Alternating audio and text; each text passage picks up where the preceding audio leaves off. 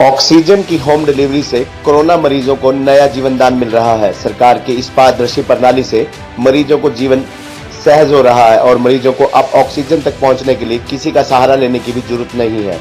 इन मरीजों को सिर्फ पोर्टल पर एक क्लिक करने की जरूरत है। मुख्यमंत्री के विजन की हर मरीज प्रशंसा कर रहा है। अहम पहलू यह है कि अब तक 52 लोगों के घर ऑक्सीजन की होम डिलीवरी हो चुकी है।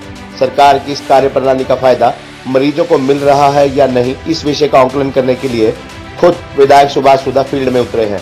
आज विधायक सुभाष सुधा ने सबसे पहले सेक्टर 2 में कुरुक्षेत्र गैस एजेंसी एवं ऑक्सीजन सप्लाई केंद्र का औचक निरीक्षण किया।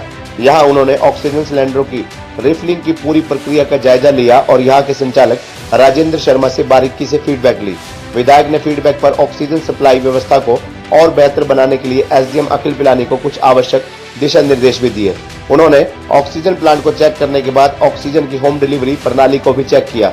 विधायक ने प्रशासन से जानकारी लेने के बाद सेक्टर 5 में मकान नंबर 1154 में ऑक्सीजन होम डिलीवरी का भी जायजा लिया।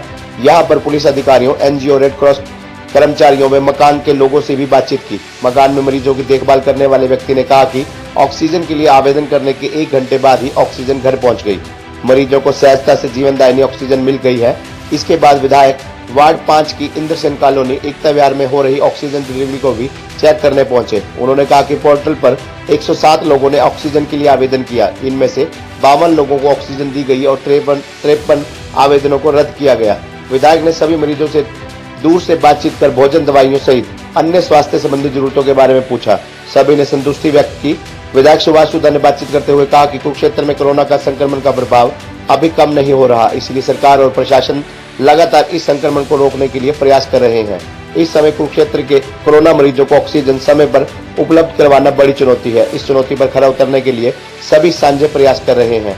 गीता स्कूल संस्था ने प्रशासन को करीब 100 बेड की व्यवस्था करवाई है। इसके लिए अन्य संस्थाएं भी सहायता और सहयोग के लिए आगे आई है। विधायक ने कहा कि उनका प्रयास है कि कोरोना के मरीजों को स्वास्थ्य सेवाओं की कमी न आने दी जाए। इस कठिन समय में समाजसेवी संस्थाएं भी मदद के लिए आगे आई हैं। उन्होंने सरकार की तरफ से NHAI व DRDO ने ऑक्सीजन का प्लांट लगाने का काम शुरू कर दिया है। इस प्लांट को शीघ्र ही स्थापित कर दिया जाएगा।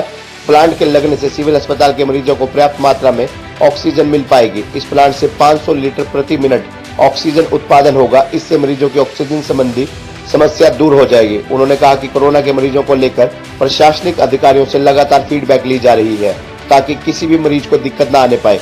इस मौके पर उनके साथ पूर्व मार्केट कमेटी के चेयरमैन सुरेश सैनी कुक्कू, KDP के पूर्व सदस्य डॉक्टर सौरभ चौधरी सहित अन्य अधिकारी। वहाँ पर हमारा लिक्विड ऑक्सीजन जहाँ पर आ रही है प्लांट में, वहाँ जाकर मैंने मौका देखा और वहाँ पर किस प्रकार से जनता को जो घर में आज हमारे जो पड़ोसी होते हैं जो ऑक्सीजन की जरूरत पड़ती है उनके लिए जो सिलेंडर थे, मैंने उसकी व्यवस्था को देखा।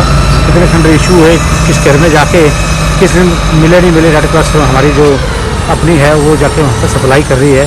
तो वहाँ जाके इशू और घरों में जाके मैंने चेक किया और मैंने बहुत से देखा किसी भी पब्लिक को किसी प्रकार की ऑक्सीजन में प्रॉब्लम नहीं आनी चाहिए। तो आज हरियाणा प्रदेश के मुख्यमंत्री जी ने स्पष्ट कहा है कि हम ऑक्सीजन की कमी नहीं आने देंगे।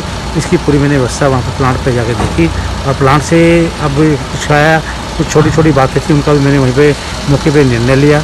मैं अपना प्लांट मालिक रक्षा जी का भी, राजेंद्र जी का भी धन्यवाद करूँगा, शर्मा जी का, जो बहुत कोऑपरेट कर रहे हैं एडमिनिस्ट्रेशन को। एडमिनिस्ट्रेशन के सभी ऑफिसरों का भी धन्यवाद करूँगा जो दिन रात इस कार्य में लगे हैं। और जो भी हमारे पास कोई भी शिकायत आएगी, किसी प्रकार की कोई कमी होगी, उसको हम एडमिनिस्ट्रेशन को कह के उसको पूरा कराया जाए।